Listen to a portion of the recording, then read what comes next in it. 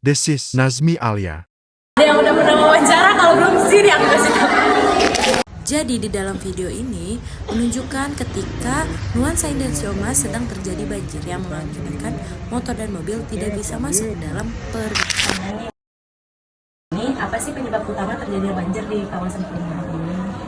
Kayaknya kalau menurut aku alasan banjir di kawasan ini tuh karena memang nggak ada pembuangan aliran di sini. Jadi karena banyaknya air yang masuk pada saat hujan, curah hujannya tinggi, terus kemudian banjir dan nggak ada saluran pembuangan itu yang menyebabkan banjir. Sebenarnya ada duanya nih. Bagaimana sih dampak banjir terhadap aktivitas masyarakat?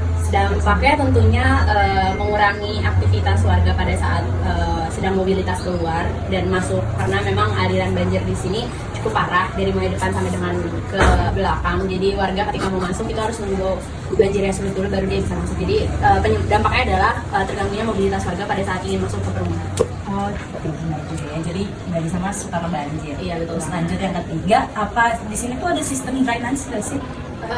Kayaknya kalau di perumahan ini tuh belum ada. Makanya alasan kenapa bisa banjir tuh karena memang belum adanya drainase. Mungkin itu bisa jadi salah satu tujuan biar nantinya nggak terjadi banjir, salah satunya membuat drainase. Banyak ya udah mau diwawancara sama aku. Jadi karena kamu tetangga aku yang spesial, jadi aku mau nanya nih terkait di rumah. Kan kita sering banget ya banjir di nuansa nih, kok banjir mulu sih? Kenapa sih sebenarnya? Jadi aku mau bertanya nih terkait banjir. Jadi nih, apa sih penyebab terjadinya di banjir di nuansa?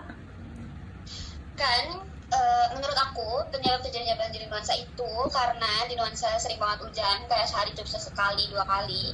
Terus sama perilaku masyarakat di sini yang suka masih bandel, kayak buang sampah limbah, buang sampah plastik gitu-gitu. Iya, mana kita di Bogor ya yang namanya juga kota hujan, jadi banjir gitu. Oke, lanjut nih ke pertanyaan kedua.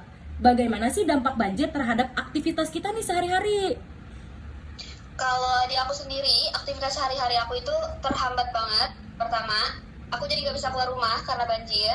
Habis itu, air di rumah itu kalau banjir suka kotor, keruh, jadi aku gak bisa mandi dan nikmatin air bersih. Oh iya benar, kamar mandi aku juga sih kadang ada tanah-tanahnya gitu ya, jadi takut buat mandi. Benar. Nah, ada pertanyaan ketiga nih.